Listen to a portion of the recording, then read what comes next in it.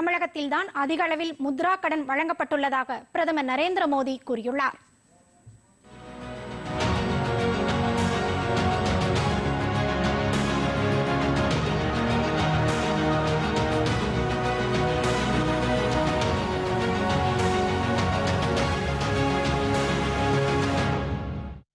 April 2015 தொடங்கப்பட்ட பிரதமரின் முத்ரா யோஜனா திட்டம் 10 ஆண்டுகளை இன்றுடன் நிறைவு செய்கிறது.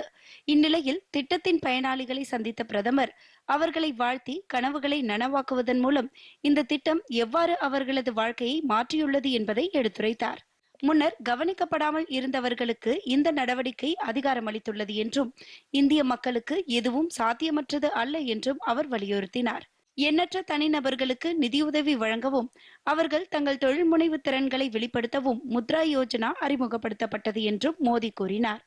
நாட்டின் இளைஞர்களுக்கு அதிகாரம் அளிப்பதும் அவர்களை சுயசார்புடையவர்களாகவும் நம்பிக்கையுடையவர்களாகவும் மாற்றுவதும் வேலை தேடுபவர்களை விட வேலை உருவாக்குபவர்களாக மாற்றுவதும் இந்த திட்டத்தின் நோக்கம் என்பதையும் அவர் எடுத்துரைத்தார். முத்ரா கடன் பெறுபவர்களில் 70% அதிகமானோர் பெண்கள் என்றும் கிட்டத்தட்ட பாதி பேர் பட்டியலினத்தவர், பட்டியல் பழங்குடியினர் மற்றும் பிற பிற்படுத்தப்பட்ட வகுப்பைச் சேர்ந்தவர்கள் என்றும் பிரதமர் குறிப்பிட்டார்.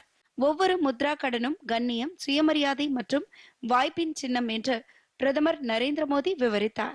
अब इस योजना को 10 साल हो गए हैं। सामान्यतः सरकार में का स्वभाव क्या रहता है कि एक निर्णय करे, एक प्रेस कॉन्फ्रेंस करे और घोषणा करे कि हमने ऐसा करेंगे। उसके बाद कुछ लोगों को बुला करके दिया विया जला दे, लोग ताली बजा दें और अखबार वालों की चिंता करते रहते हैं तो अखबार में भी हेडलाइन छप जाए और उसके बाद कोई पूछता नहीं है।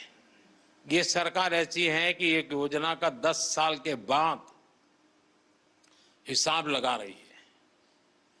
लोगों से पूछ रहे कि भाई ठीक है, हम तो कह रहे हैं कि ये हुआ, लेकिन आप बताइए क्या हुआ।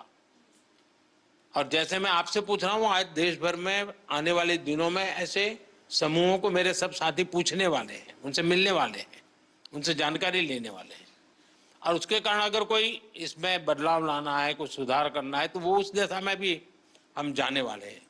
கடந்த 10 ஆண்டுகளில் இந்த திட்டத்தின் கீழ் 33 லட்சம் கோடி ரூபாய்க்கு மேல் மதிப்புள்ள 52 கோடிக்கும் மேற்பட்ட கடன்கள் வழங்கப்பட்டுள்ளன. மாநிலங்களில் தமிழ்நாட்டில்தான் அதிக அளவு முத்ரா திட்டத்தின் கீழ் கடன்கள் வழங்கப்பட்டுள்ளன. அதைத் தொடர்ந்து உத்தரப்பிரதேசம் மற்றும் கர்நாடகா உள்ளன. யூனியன் பிரதேசங்களில் ஜம்மு காஷ்மீர் முன்னிலை வகிக்கிறது.